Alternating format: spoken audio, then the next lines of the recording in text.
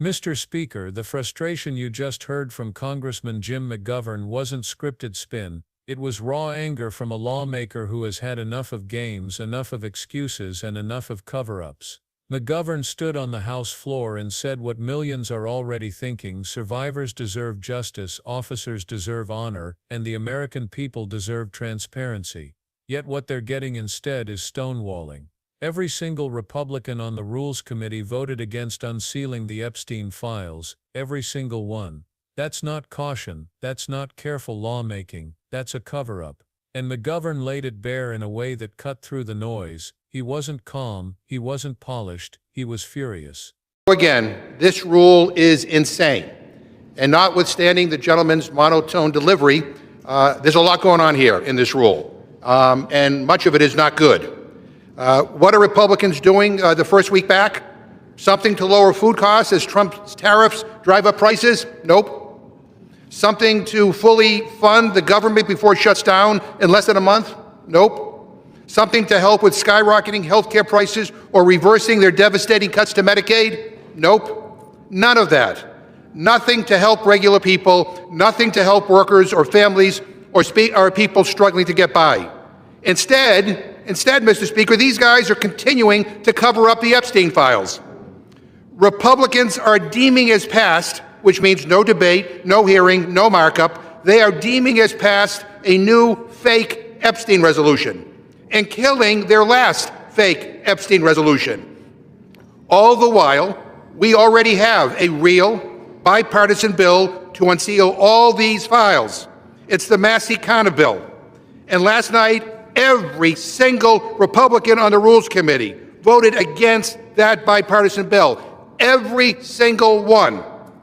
And as if that's not bad enough, every single Republican on the Rules Committee also voted to create, out of thin air, a brand new committee to rewrite the history of what happened here on January 6, 2021.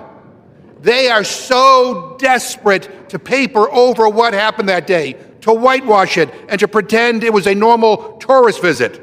I was here, Mr. Speaker, here in this chamber where you are sitting right now, and you can be damn sure I'm not going to let anyone pretend that January 6th was a normal tourist visit. But Republicans, the gentleman from Virginia included, refused to even display a plaque to honor the police officers who were here that day. I'm so sick of this BS about how Republicans support law enforcement. Mr. Griffith and every other Republican on the Rules Committee voted against displaying a plaque to honor the law enforcement officers who were here on January 6th. That plaque, Mr. Speaker, already exists. Congress already passed a law to create it. The Speaker just refuses to display it. Why? Why would he refuse to do it? I know why, and we all know why. It's the same reason why every Republican voted against releasing the Epstein files. It's because Rules Republicans are scared as hell. This is not a deliberative body anymore. Under this Republican majority, Congress has become a rubber stamp for Donald Trump. This is all about the ego of the man who lives at 1600 Pennsylvania Avenue. You guys think you work for Trump. You're obsessed with him. It's pathetic. Republicans are ruining this institution, Mr. Speaker, destroying this institution. Again, let me repeat, every single Republican on the Rules Committee voted against releasing the Epstein files. Every single one.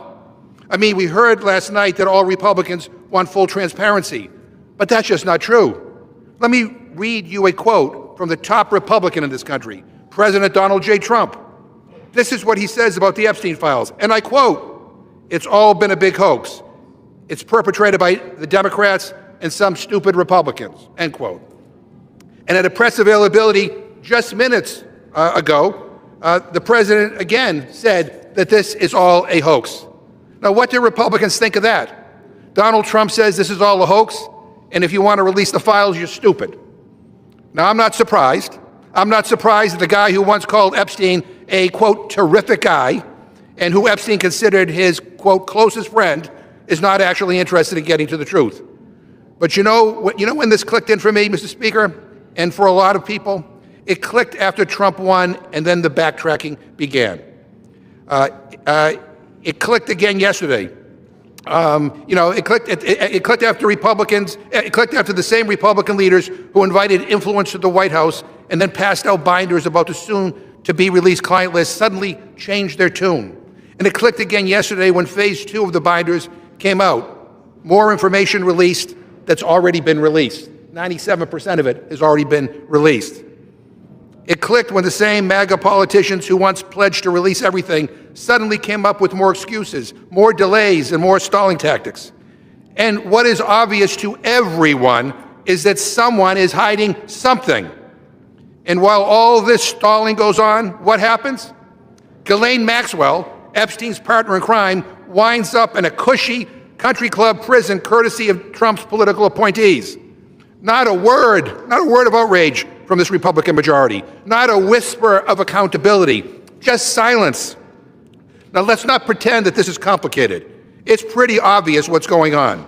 The Trump administration has the power to release the Epstein files today. They could redact names to protect victims and survivors and deliver the truth. But they refuse. And there's a simple through line to all of this, Mr. Speaker. We all know why Republicans are doing this with the Epstein files.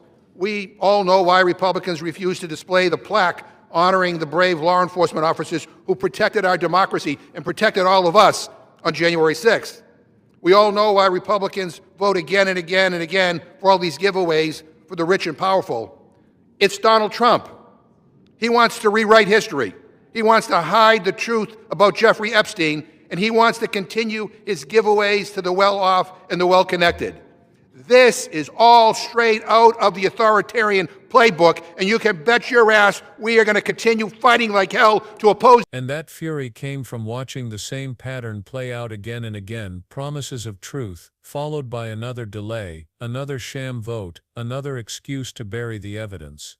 But here's where the story gets even more revealing, because McGovern isn't the only figure at the center of this storm. Pam Bondi, the Attorney General who promised the nation she had the Epstein files sitting on her desk, has become a central character in the drama.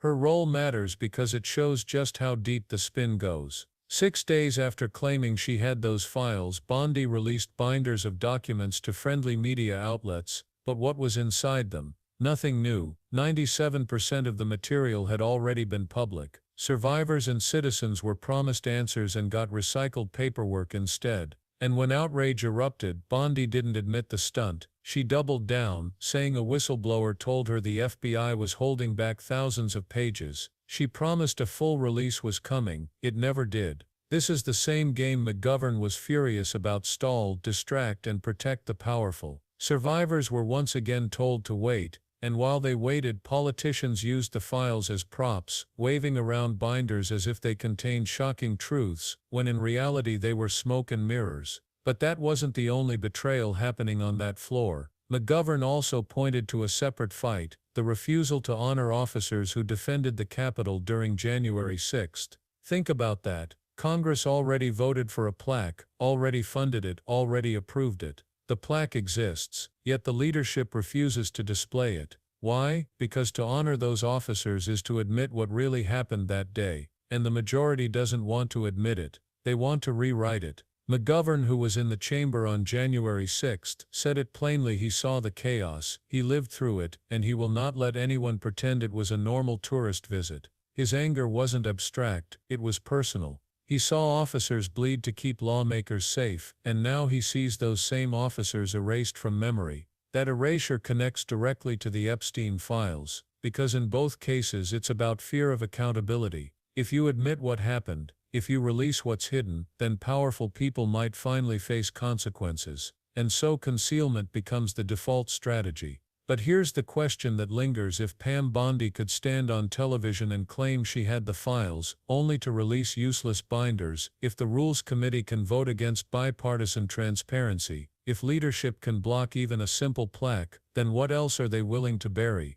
Survivors have heard promise after promise, first ignored, then mocked, then told to wait. Pam Bondi herself raised expectations, saying she'd deliver the truth. Instead, she delivered theatrics. McGovern's rage was fueled by this cycle of deception. He knows that every delay is another slap in the face to survivors who have waited decades. And while survivors wait, others walk away untouched. Ghislaine Maxwell, convicted of trafficking, wound up in a facility described as a country club prison. Pam Bondi's binders landed in cable news hands instead of in courtrooms. And lawmakers who claim to care about transparency voted to shut it all down. It's a pattern. Stall, delay, distract, repeat. And the pattern didn't stop there. McGovern pointed out that alongside the file cover-up, the majority created a brand new committee to rewrite history about January 6, not to investigate, not to add facts, but to rebrand the day as harmless.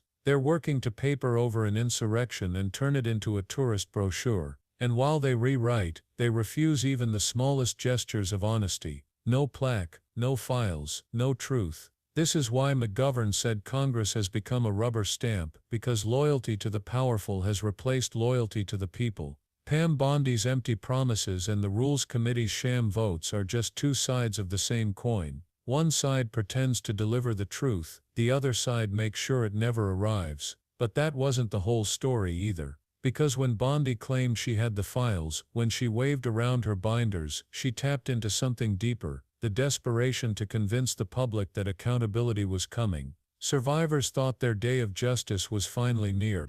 Citizens thought the truth was finally going to be revealed. Instead they were played. McGovern, furious on the floor, was essentially calling that out. He didn't mention Bondi by name, but the overlap was obvious. He knew survivors had been promised too many times. He knew the votes were empty, and he knew the excuses were piling higher than the truth. This is how authoritarianism creeps in, not with dramatic takeovers, but with cover-ups disguised as caution, sham votes disguised as procedure, and binders disguised as revelations. Each time the public shrugs, another brick of accountability falls, and trust once broken is almost impossible to rebuild. That's why McGovern's words hit so hard. Because beneath the anger, he was describing betrayal. Betrayal by those who swore to serve the people. Betrayal of survivors who still wait for justice. Betrayal of officers whose heroism is erased because it's inconvenient. Pam Bondi's promises, the Rules Committee's votes, the leadership's silence, they all add up to the same thing: concealment is dangerous.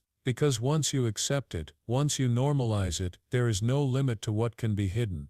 But history has a way of breaking through. Survivors don't stop demanding answers. Families don't stop remembering. Citizens don't stop asking questions. And eventually the weight of those demands becomes too heavy to ignore. The only question is how much damage will be done before the truth is forced into the light. That's the real danger McGovern was warning about. Not just that files are hidden, not just that plaques are refused, but that democracy itself is being hollowed out by secrecy. Think about what this means for everyday citizens. If survivors can't get justice, if officers can't get honor, if files can't be released, then what hope is there for ordinary struggles? For food prices, for healthcare, for wages? If even the most basic acts of truth-telling are blocked, then why should anyone believe their own voices will be heard? This isn't just about the past, it's about the future.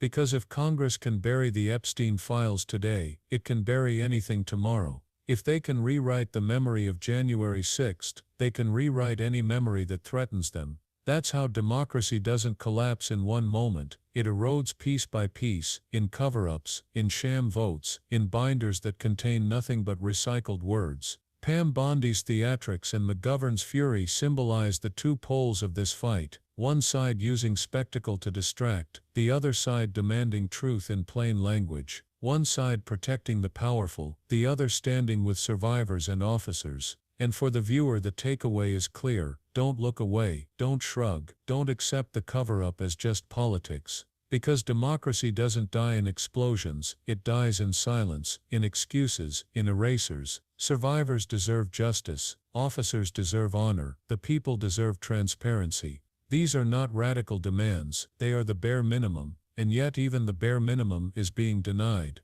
Why? Because someone has something to hide. That's why McGovern's anger matters. That's why Pam Bondi's broken promises matter, because together they show the cost of concealment. And if you remember nothing else, remember this: if they're hiding this much, it's because the truth would shake the foundations. And unless we demand that truth, democracy itself is what will stay buried.